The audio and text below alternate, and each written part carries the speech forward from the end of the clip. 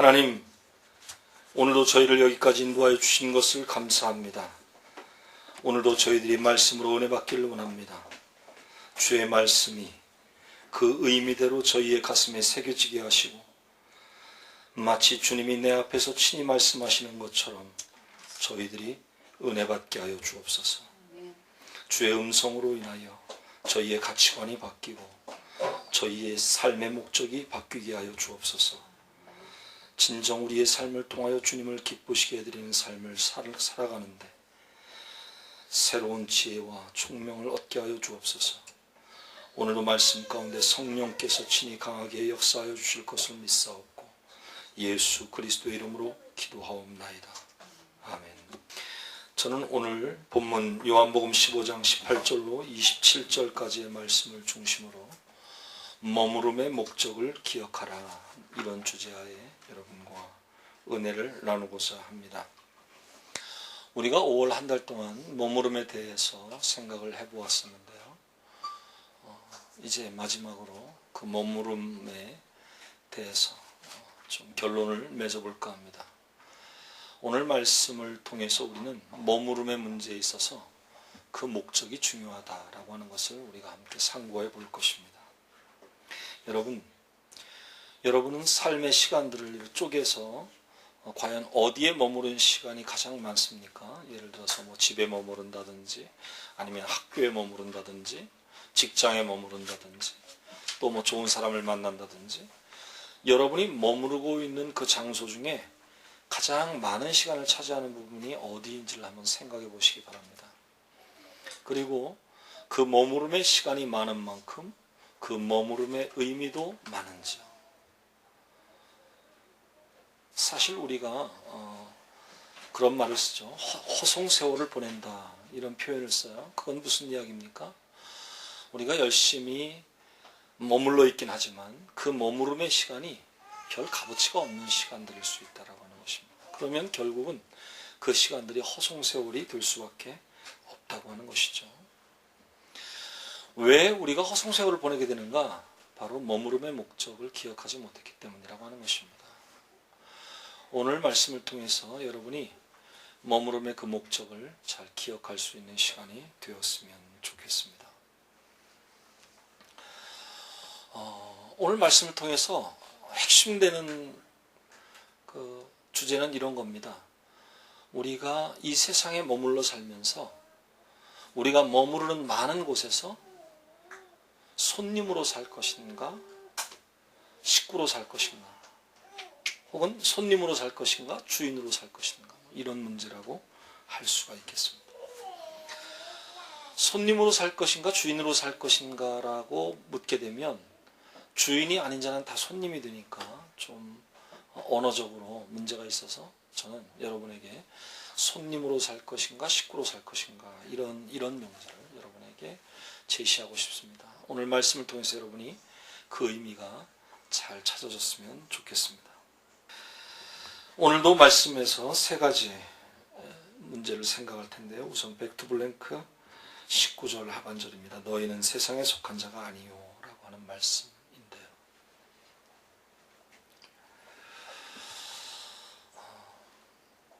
예수님은 우리에게 분명히 우리가 속한 곳, 우리가 머물러야 할 곳이 세상이 아님을 강조하고 계십니다.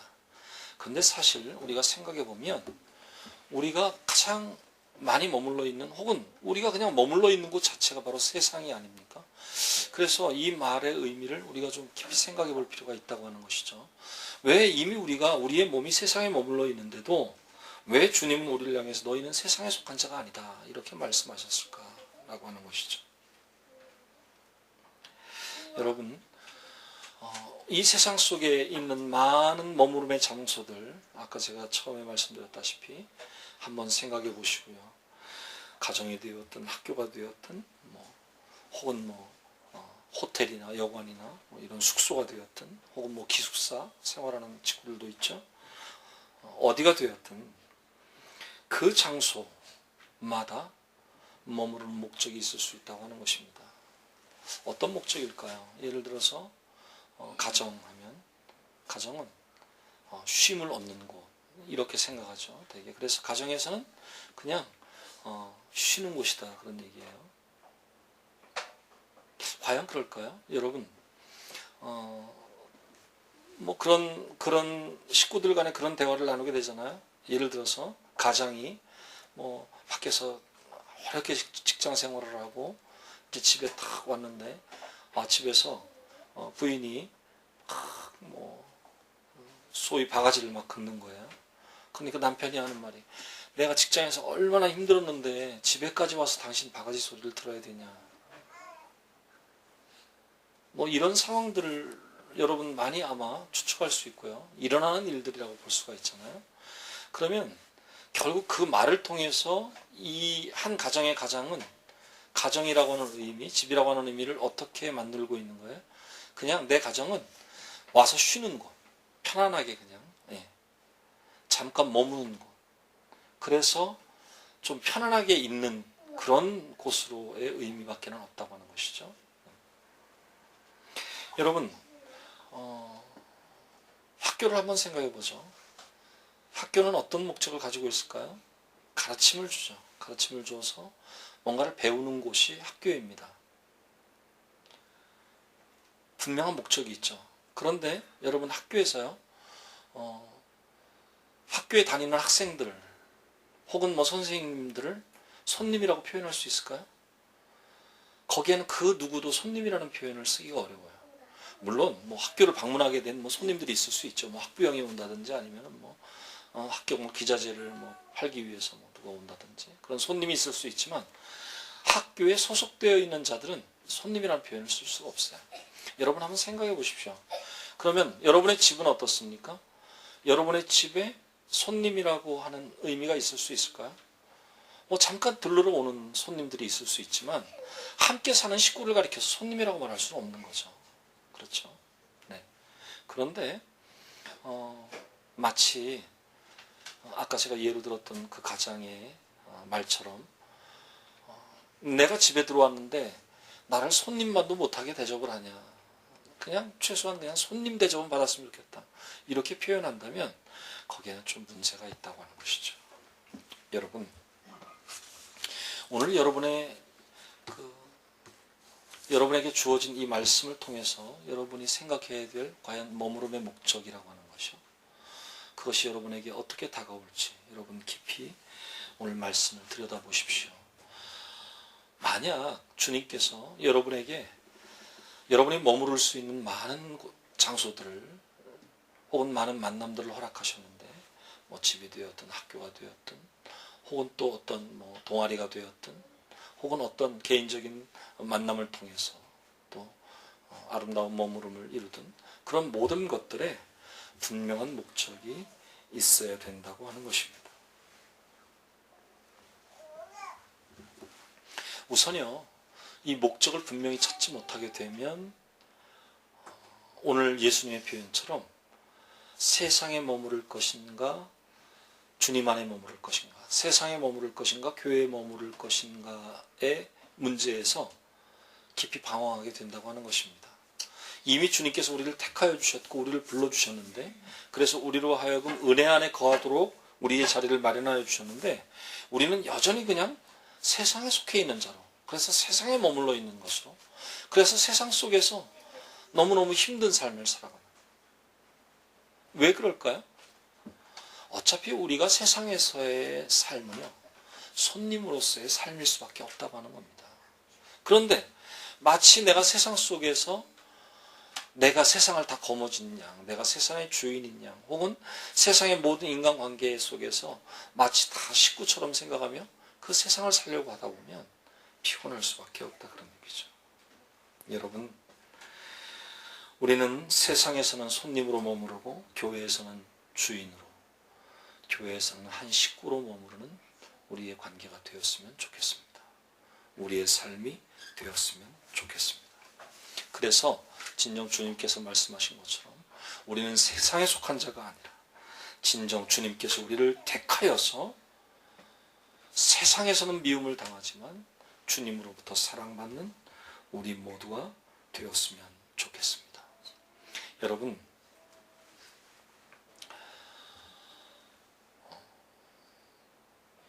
이 식구와 손님의 관계를 우리가 한번 좀 진지하게 한번 생각을 해보죠. 예를 들어서요, 집에 손님이 오셨어요. 손님이 오시면 손님을 대하듯이 손님 대해야죠. 잘 모셔야 되죠. 예. 조심스럽게 최선을 다해서 정중하게 손님을 모십니다. 그러나 식구에게는 그렇게 하지 않아요.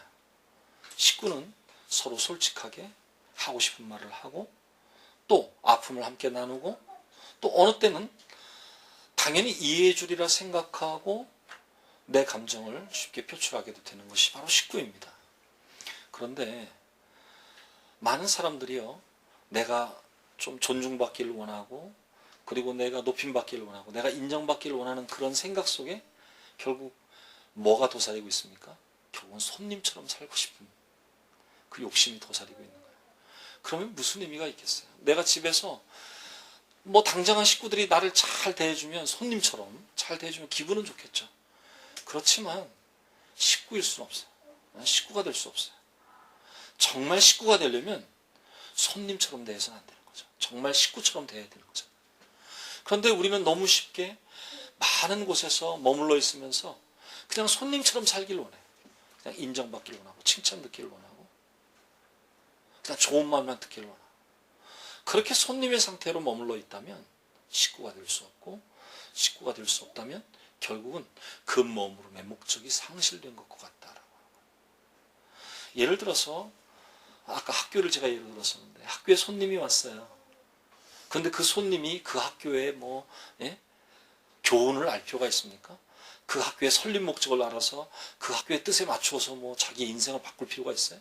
단지 손님일 뿐인데, 잠깐 들러서 볼일 보고 간 것일 뿐인데. 그러나 그 학교의 학생이나 선생님들은 그렇지 않잖아요. 당연히 그 안에 식구로서 그 목적도 생각해야 되고, 그 설립의 뜻도 생각해야 되고, 그것에 맞춰서 살아가야 되는 거죠. 여러분, 우리가 머무르고 있는 많은 장소에서 우리가 목적을 잃어버린 채 많은 경우에 손님처럼 살고 있지 않은지 돌이켜보십시오. 그리고 여러분이 식구의 모습을 회복했으면 좋겠습니다. 주인의 모습을 회복했으면 좋겠습니다. 두 번째, 백투 뷰티 넘어가겠습니다. 21절 하반절 빨간 글씨입니다. 나를 보내신 이를 알지 못함이라 라고 하는 말씀입니다. 이 말씀을 소개하기 전에 제가 이사야서 41장 8절 10절 말씀을 한번 여러분에게 들려드리겠습니다. 그러나 나의 종 너 이스라엘아, 내가 택한 야곱아, 나의 벗 아브라함의 자손아, 내가 땅 끝에서부터 너를 붙들며 땅 모퉁이에서부터 너를 부르고 내게 이르기를 너는 나의 종이라. 내가 너를 택하고 싫어하여 버리지 아니하였다 하였노라. 두려워하지 말라, 내가 너와 함께함이라. 놀라지 말라, 나는 내 하나님이 됨이라. 내가 너를 굳세게 하리라. 참으로 너를 도와주리라. 참으로 나의 의로운 오른손으로 너를 붙들리라. 여러분, 지금 이 백투 뷰티의 이 빨간 글씨와 지금 제가 봉독해드린 이 이사야 41장 8절 10절 말씀과를 한번 잘 연결시켜 보십시오. 많은 사람들이요, 여러분에게 세 가지의 경우를 한번 제시해 보겠습니다. 세상에 많은 사람들이 우리를 보면서 야, 저 사람은 참 크리스천이다 라고 받아들이고 생각하고 그렇게 인정해주는 첫 번째 케이스가 있어요. 두 번째 케이스는 사람들이 우리를 보면서 아, 저 사람은 교회 다닌다고는 하는데 내가 보기에는 제대로 된 신자는 아닌 것 같아. 그냥 교회 그냥 들락달락 거리기만 하고 전혀 그리스도인답지를 못해. 이렇게 평가하는 또 하나의 케이스가 있을 수 있어요. 마지막 하나의 케이스는 어떤 케이스냐면 이런 겁니다. 하나님이 친히 택하여 주셨고 불러주셨고 자녀 삼아 주셨고 그리고 교회의 한 식구가 되게 하셨는데 스스로 생각하기를 아, 나는 교회의 식구가 되지 못했어. 나는 여기 그냥 손님일 뿐이야. 이렇게 생각하고 있는 또 하나의 케이스입니다. 여러분은 이 세 가지 케이스 중에 어떤 케이스인지 한번 생각해 보십시오. 분명 주님께서는 우리를 택하여 주셨습니다.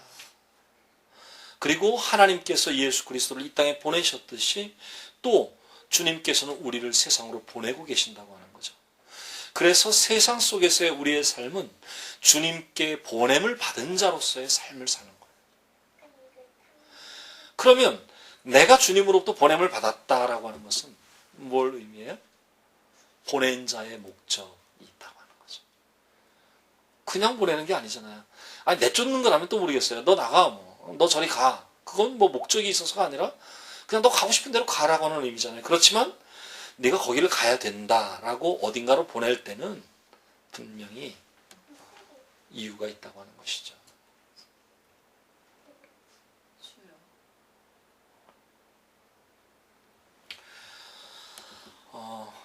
지금 제가 정확히 기억이 안 나는데 스티브 맥퀸이라고 하는 영화 배우 있죠. 그 스티브 맥퀸이 주연한 영화로 알고 있는데 원웨이 티켓이라고 하는 영화가 있어요. 제가 대학 다닐 때 거기에 나오는 그 음악, 그 누구의 노래였는지 기억이 안 나요. 그 음악, 원웨이 티켓이라고 하는 음악이 아주 많이 유행을 했어요. 특히 그 당시 이제 고고장이라고 그 춤추는 클럽들이 참 많이 있었는데 뭐 거의 최고의 노래가 바로 원웨이 티켓이라고 하는 노래였습니다. 그런데요, 거기에 보면 이 그 형사가 보냄을 받아요. 그야말로.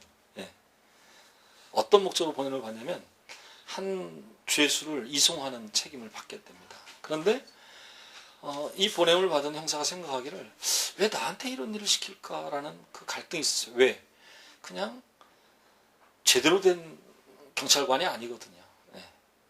아주 임무에 충실하지 못한. 그런데 왜 이런 사람에게 혹은 나에게 이런 일을 시킬까? 그것이 의문이었어요. 영화를 보다 보면 그 이유가 분명해지죠.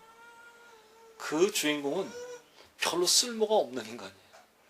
경찰서에서도 쓸모가 없고 사회에서도 별로 쓸모가 없어요. 그러니까 쓸모없는 한 죄수를 죽이기 위해서 그를 함께 데리고 이송을 하는 과정에서 그들을 다 죽이려고 하는 그런 아주 나쁜 목적이 숨어져 있었던 거죠. 여러분, 어떤 삶을 살아가든 여러분의 삶에 분명한 목적이 있습니다. 그래서 하나님이 여러분을 이 세상에 보내신 겁니다. 여러분, 그 보내심의 목적을 기억하십시오. 그 목적을 찾지는 못하더라도 누가 나를 보냈는지는 기억하는 여러분이 되셨으면 좋겠습니다. 그래서 하나님께로 돌아가셨으면 좋겠습니다. 그래서 주님과 함께 동행했으면 좋겠습니다. 그리고 그 안에서 여러분의 삶의 진정한 아름다운 목적들이 발견되어졌으면 좋겠습니다. 이런 경우죠. 여러분, 뿔이라고 하는 아주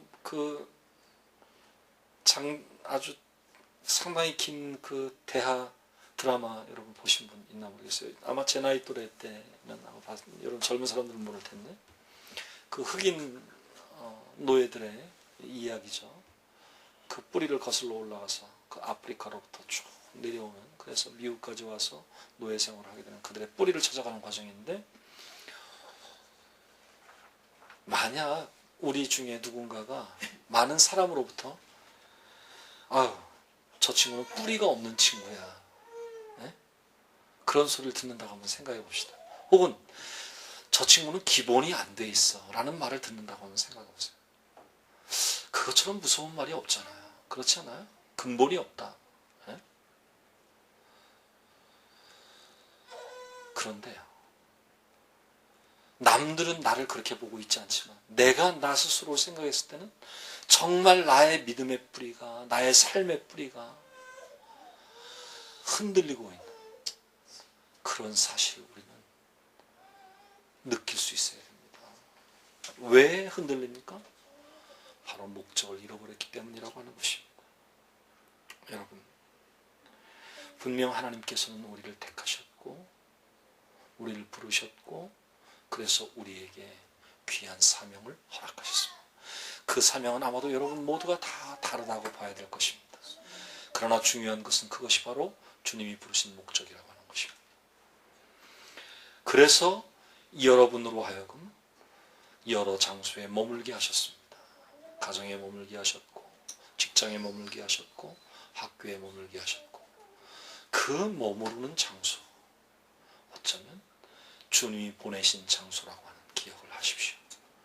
그리고 그 머무르는 곳에서 그 머무르의 목적을 잘 이루시는 여러분 되시기를 축원합니다. 가정에서도 여러분의 분명한 목적이 있을 수 있고, 학교에서도 마찬가지고, 직장에서도 마찬가지고, 그 목적이 기억될 때만이 비로소 여러분의 머무름은 진정 의미 있는 머무름이 될 것입니다. 그러므로 인해서 제가 오늘 말씀을 시작하면서 말씀드렸듯이 허송세월을 보내지 않는 정말 가치 있는 삶을 살아갈 수 있을 것입니다. 마지막 back to behavior 보겠습니다. 26절 하반절에 진리의 성령이 오실 때에 라고 하는 말씀인데, 여러분과 성령의 문제를 한번 같이 나누겠습니다. 이런 이야기죠. 만약 오늘 제가 이 말씀을 뭘로 푼다고 그랬죠? 손님과 식구의 관계로 푼다고 그랬습니다. 우리가 신앙생활을 하면서 성령의 문제는 어떤 문제인가? 그것은 그리스도인을 한 식구로 묶어주는 위대한 힘이라고 하는 거예요. 우리가 그냥 가장 쉽게 식구라는 표현을 쓸 때 가족들을 그렇게 표현하잖아요. 가족을 식구라고 표현했을 때 그건 어떤 의미죠? 거기에는 피를 나누었다는 의미가 있어요. 예. 물론 뭐 부부는 피를 나눈 관계가 아니지만 이미 이제 피를 나누는 관계가 되는 거죠. 자식을 낳게 되고 하면서. 세상에서의 많은 인간관계의 가장 끈끈한 식구로서의 의미는 피를 나누는 관계입니다. 그렇죠? 그렇다면 우리 그리스도인으로서 진정한 식구가 되는 과정은 바로 성령에서 하나 되는 거죠.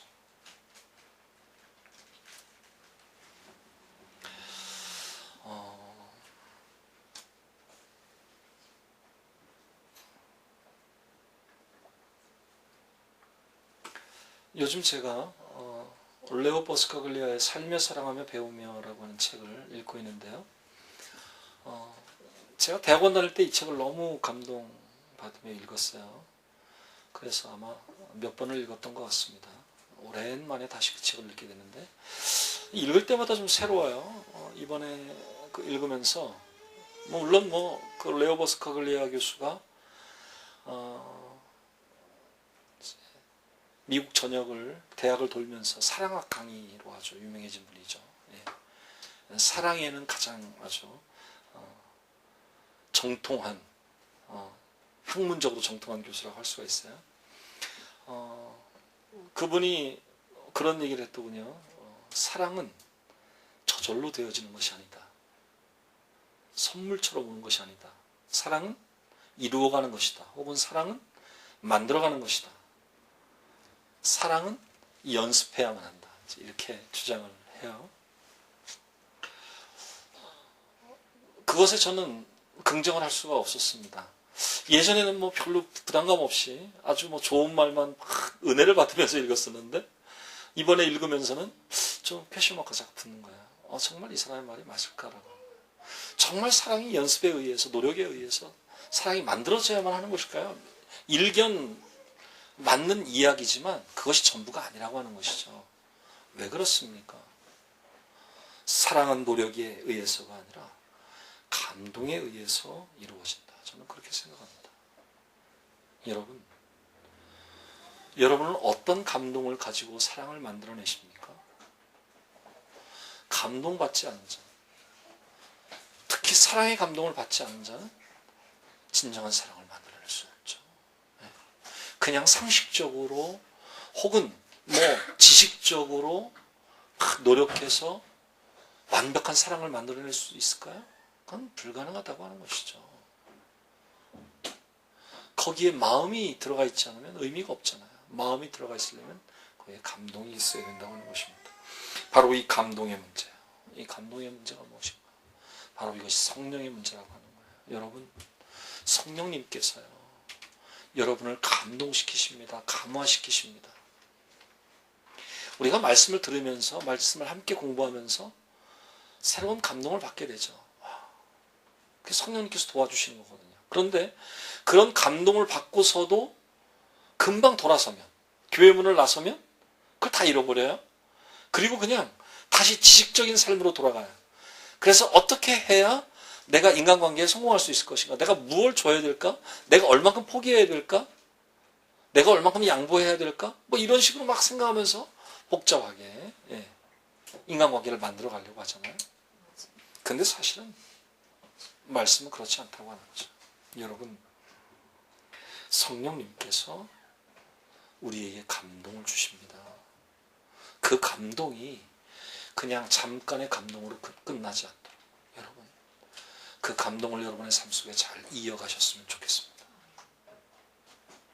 그 감동이 제대로 이어갈 때에 여러분의 머무름의 목적을 아름답게 이룰 수 있게 될 것입니다. 여러분, 이렇게 한번 생각해 보죠. 오늘 제가 말씀을 손님과 식구의 문제로 푼다고 그랬습니다. 손님에서 식구의 관계로 넘어가는 것이 과연 노력으로 될 수 있을까요? 이건 불가능하다고 하는 거예요. 노력한다고 해서 식구가 되는 게 아니라고 하는 겁니다. 손님은 처음부터 손님일 뿐이에요. 그러면 손님과 식구를 나누어지는 것이 무엇 때문입니까? 제가 얘기했죠. 목적 때문이라고 했어요. 어떤 머무름에 목적이 있으면 절대 손님일 수가 없는 거예요. 어느 장소가에 머무르긴 하는데 손님인 이유는 그 머무름의 목적이 없기 때문에 손님인 거예요. 거기에서 진정 제대로 머무르려면 목적이 있어야 되고, 목적이 있을 때에 그 머무름 속에 진정한 식구로 탄생이 되는 겁니다. 여러분, 오늘 우리는 주님께서 예움교회라고 하는 이 공동체 안에 한 식구를 만드셨습니다. 그냥 아주 가장 쉬운 의미로 한솥밥 먹으니까 식구다, 이 정도의 의미가 아니라 성령께서 우리를 사랑의 띠로 연결해 주셔서 그래서 하나 되었기에 식구다. 그것보다 더 넘어서서 우리가 예움교회라고 하는 곳에서 머무르면서, 물론 제가 이 머무른다고 하는 의미는 여러분에게 이렇게 소개하는 거예요. 우리가 와서 예배드리는 시간, 그것이 머무르는 시간이 아니라 우리가 교회에서 나가서 가정으로 돌아가고 학교로 돌아가고 직장으로 돌아가서 우리가 많은 시간을 교회가 아닌 곳에 머무르고 있지만 사실은 우리의 마음은 교회에 머물러 있어야 된다. 그럴 때 비로소 주님의 부르신 목적, 이 교회 안에서의 머무름의 목적, 주의 사랑 안에 머무르는 그 목적이 아름답게 이루어진다고 하는 것입니다. 여러분, 훌륭한 사람이 되는 것 중요하죠. 행복하게 사는 것 중요합니다. 돈 많이 버는 것도 중요합니다. 이 세상에 중요한 일들이 너무나 많아요. 그렇지만 그런 것들이 정말 위대한 머무름의 목적이 될 수 있을까요? 아닙니다. 여러분, 정말 주님이 여러분에게 주시는 위대한 머무름의 목적을 찾으십시오. 그리고 늘 그 머무름의 목적을 기억하며 사십시오. 오늘 말씀은 우리에게 그 머무름의 목적을 분명하게 제시하고 있습니다. 그건 무엇입니까? 진리의 성령이 오실 때에 그가 나를 증언하실 것이요. 이어서 27절, 너희도 처음부터 나와 함께 있었으므로 증언하느니라 라고 하는 말씀입니다. 여러분 보십시오. 오늘 27절에 너희도 처음부터 나와 함께 있었으므로, 이 말을 우리가 지금 생각하는 머무름의 문제로 풀면 어떻게 되는 거죠? 너희가 처음부터 나와 함께 여기에 머물러 있었으므로, 머무름의 이유, 머물러 있기 때문에, 그래서 어떤 목적을 이룬다고요? 증언하게 되는 것이다. 그러면 결국 오늘 말씀을 깊이 묵상하면서 꿰뚫어 보면 머무름의 목적은 무엇인가? 바로 증언이라고 하는 거예요. 증언. 이게 너무나 중요한 말입니다. 쉽게 이렇게 설명해 볼까요? 여러분이 정말 좋아서 함께 참여하는 동아리가 있다고 칩시다. 요즘 뭐 동아리 얼마나 많아요? 뭐 인터넷을 통해서 카페 가입하고 뭐 여러 동아리 활동할 수가 있죠. 그래서 그 동아리에 통해서 하나의 머무름을 이루어요. 그럴 수 있죠. 그런데 누군가에게 자기가 속한 동아리를 소개해요. 소개하면서 이렇게 말한다고 칩시다. 거기다 뭐 하는 데인지 아무것도 몰라. 그 사람들 왜 모이는지도 몰라. 그럼 나보고 왜 가냐고? 나는 그냥 거기 가면 좋아서 가. 여러분, 이것이 머무름의 목적이 될 수 있을까요? 만약 우리가 신앙생활을 하면서, 교회에서 예배 생활을 하면서 주님의 제자로 산다고 하면서요, 단지 그 이유가 나는 교회 가서 예배드리면 그냥 마음이 편해, 너무 좋아,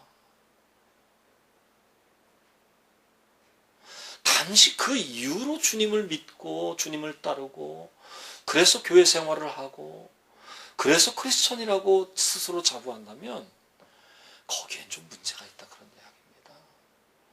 주님께서 분명 우리를 불러주셨고 이 자리에 있게 하셨고 교회 안에 머무르게 하셨다면 거기에는 거룩한 부르심의 목적이 있는 겁니다. 증언하는 삶을 살아라는 목적이에요. 여러분, 증언하는 자가 되십시오. 뭘 증언하는 이야기입니까? 내가 예수 믿어보니까 너무너무 좋아. 어떤 점이 좋으냐? 마음의 평화가 있어. 내가 미워하던 자를 더 이상 미워하지 않게 됐어. 나는 이 세상 일들이 너무너무 귀찮고 싫었는데 이제는 그것을 해야 될 이유를 내가 알게 되고 그것을 하면 너무 기분이 좋아지고 이제는 의욕이 생겼어. 이렇게 증언할 수 있는 자가 되어야 된다. 만약 우리가 이런 증언하는 삶으로 우리의 삶이 전환되지 못한다면 우리의 머무름의 의미가 어디에 있겠습니까? 결국은 허송세월이 되는 거죠. 여러분의 삶에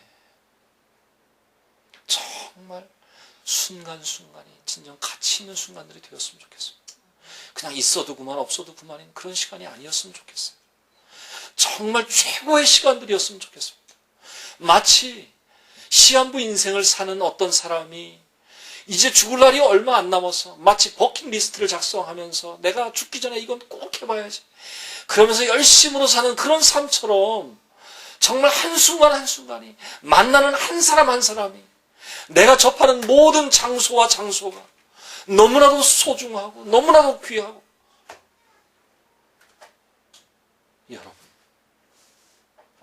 여러분의 삶이 여러분의 이 세상에서의 머무름이 이런 가치로 승화되었으면 좋겠습니다. 그냥 하루를 지내면서 오늘 하루는 글쎄 있었어도 그만 없었어도 그만인 것 같다 이렇게 생각이 된다면 그건 참 안타까운 얘기죠. 저희 집사람이 저한테 늘 하는 얘기가 있어요. 당신은 사람을 너무 좋아한다고. 우리 다 가치가 다르잖아요. 각자가 좋아하는 게 있고 또 의미 있는 것이 있죠. 저는 사람을 만나는 일이 너무 의미가 있어요. 사람 만나는 게 너무 좋습니다. 집사람은 저한테 그렇게 표현해요. 전화 통화를 하다가 당신 옆에 누구 있죠? 어떻게 알았어? 당신 목소리 들어보면 안 돼. 혼자 있는지 사람하고 같이 있는지. 그만큼 제가 사람을 좋아한다는 얘기죠. 어제 제가 토요일은 사실 시간을 이제 개인적인 시간을 가지려고 많이 노력을 하는데 어제 밤에 전화가 왔어요. 이제 밥을 먹으러 집에를 잠깐 들어갔는데 전화가 왔어요. 안양에 사는 분한테 목사님 저 오늘 천안에 좀 가려고 하는데 만나줄 수 있어요? 제 사전에 노후는 없어서 얼마든지요 오세요. 사실은 머리 한쪽에 설교 준비가 안 돼서 지금 큰일 났는데 그러면서도 어제 밤늦게 왔어요. 와서 같이 차도 마시고 좀 얘기를 하다가 헤어졌습니다. 사람을 만난다는 가치가 저에게는 너무 소중하거든요. 그 안에 의미가 있어요. 저는 그 만남을 통해서 저는 주님의 사랑이 실천되고 주님이 나에게 원하시는 그 삶의 목적을 난 이루고 있다고 생각을 하는 겁니다. 여러분이 정말 의미 있다고 생각하는 일들을 한번 돌아보세요. 여러분이 만약 나는 지금 학생이기 때문에 나는 공부가 최고 의미 있어. 근데 그 의미 있는 일이 정말 재미있기도 하십니까? 그리고 그 의미 있는 일로 인해서 여러분이 막 에너지가 넘치고 막 사랑도 넘치고 그렇습니까? 그렇다면 제대로 사시는 거예요.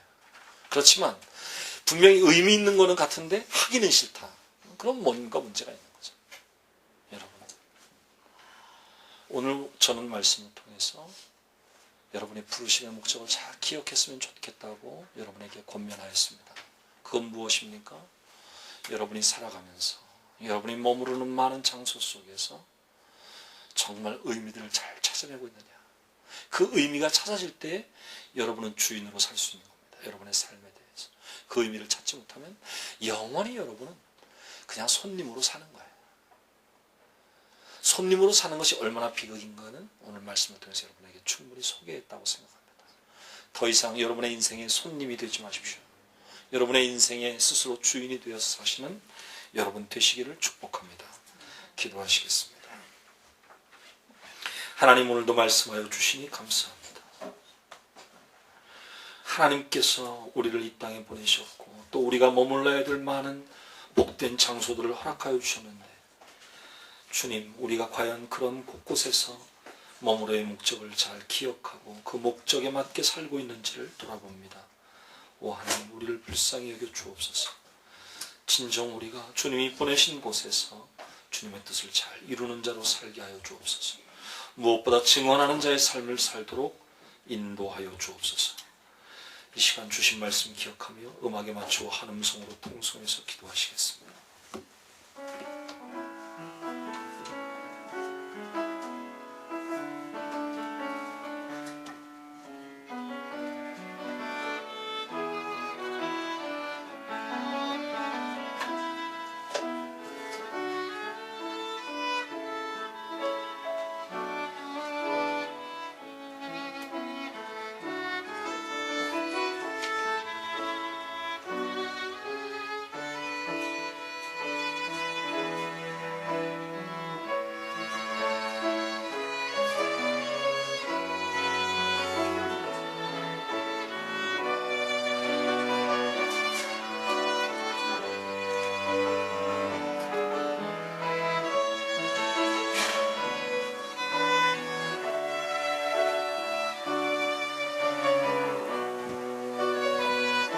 오 하나님, 감사합니다. 오늘 말씀하여 주셨사오니 이 말씀 우리의 가슴에 잘 새겨지게 하시고 이 말씀으로 인하여 우리의 삶이 더욱 의욕에 넘치게 하시며 더욱 성실하여지게 하시며 더욱 사랑이 넘치게 하시며 그리하여 우리의 삶의 목적을 잘 이루는 삶 살도록 인도하여 주옵소서. 오 주님, 깨닫게 하여 주시니 감사합니다. 다짐하게 하시니 감사합니다. 이 다짐과 이 깨달음이 흐트러지지 않도록 성령님께서 친히 강하게 역사하여 주옵소서. 인도하여 주옵소서. 오 주님, 함께하여 주시면 감사합니다. 예수 그리스도 이름으로 기도하옵나이다.